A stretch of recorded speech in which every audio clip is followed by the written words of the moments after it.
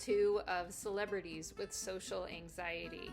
This celebrity was also a bit of a surprise because of the amount of exposure he has had over the past 20 plus years. He was originally in improv, which to anyone can be scary, but certainly to someone with social anxiety, where half of the problem is figuring out what to say and how to play off other people. It's incredible that he was so successful in that world when not a lot of people are that successful in that world. He was also featured in many comedy shows and specials. He talks for a living. So much like last week's celebrity, this one isn't necessarily someone you would think, oh, they have social anxiety. It's incredible how well he's able to manage it, and certainly there was a lot of learning that went into his ability to manage that. But this week's celebrity, Stephen Colbert. Good for him.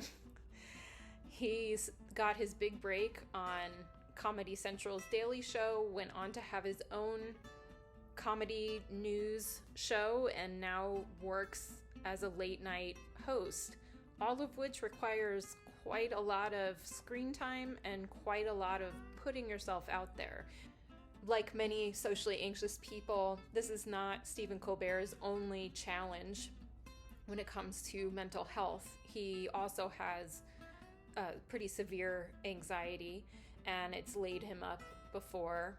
But he's an excellent example of resilience, because Stephen Colbert has been able to get through those times and not run himself into the ground that often, or he's at least learned from times where he overdid it and needed to take a step back. And one of the things I really enjoyed about learning about him was that part of the way he dealt with his social anxiety was coming in with the hope of making people laugh and making them feel better, not just to build his ego, but also to make himself comfortable in those contexts.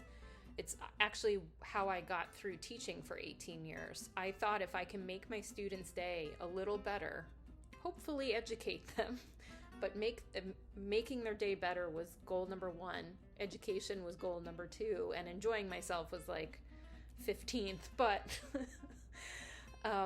sure enough, because they could tell, especially after the first few classes, that I really was there because I cared and I want them to understand the material and I want them to feel good, their response was almost always positive. And there's certainly problems with always putting other people first, but if it's for a short time, if it's just for one client meeting or 1 hour-long course, it's gonna end up working for everybody. So working on being other-centered and seeing what you can do for other people, whether that's make them laugh or improve their day with a kind comment, it will help with your social anxiety, because you're gonna be focusing less on yourself and more on the other person's needs.